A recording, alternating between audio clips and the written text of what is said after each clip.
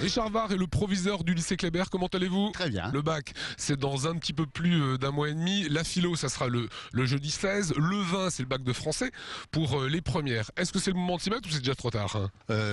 Il est urgent de s'y mettre. Il vaudrait mieux s'y être mis depuis le début de l'année, parce que le bac est évidemment un objectif pour tous les élèves de terminale, mais aussi la préparation post-bac, et ça se fait pas en un mois et demi. Hein. Bac de français pour les premières, qu'est-ce que vous préconisez?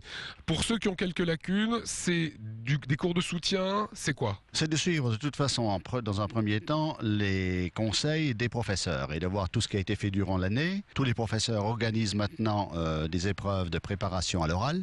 Parce qu'il y a l'écrit et l'oral, il ne faut jamais oublier les deux. L'écrit, normalement, c'est préparé sur toute l'année, donc ça ne devrait pas poser trop de problèmes, parce que les œuvres doivent être étudiées depuis le début de l'année, c'est pas en un mois et demi, ou alors il faudrait travailler jour et nuit, ce qui est quand même fortement déconseillé. C'est pas en un mois et demi qu'on va réétudier toutes les œuvres. Maintenant, on doit aborder les révisions et la préparation à l'oral. Ça, c'est pour le français. Hein. Est-ce qu'il faut prendre des cours particuliers si on a quelques lacunes, hein? Ça peut toujours rassurer, je dirais.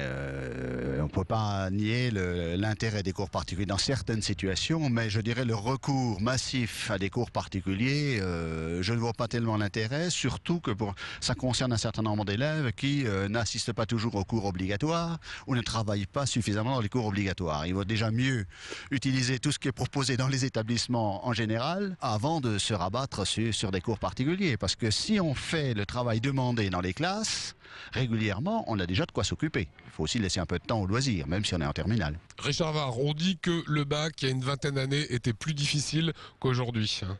Ça, c'est le vieux serpent de mer, ça.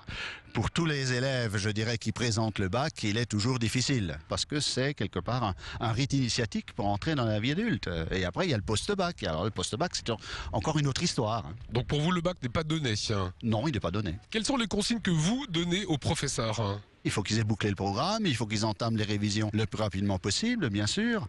Et puis, bon, nous avons arrêté les dates de suspension des cours pour leur laisser aux élèves de terminale un petit peu de temps pour s'y préparer. Donc si on récapitule, faut s'y mettre, ça évidemment. Il aurait déjà fallu s'y mettre. Quelques cours de soutien, pourquoi pas? Surtout pour se rassurer et en tout cas ne pas le généraliser. Il faut déjà faire le travail qui est demandé par les professeurs, le faire régulièrement et ça suffit. Vous diriez que c'est combien d'heures de travail par jour pour un élève, hein, préparation au bac?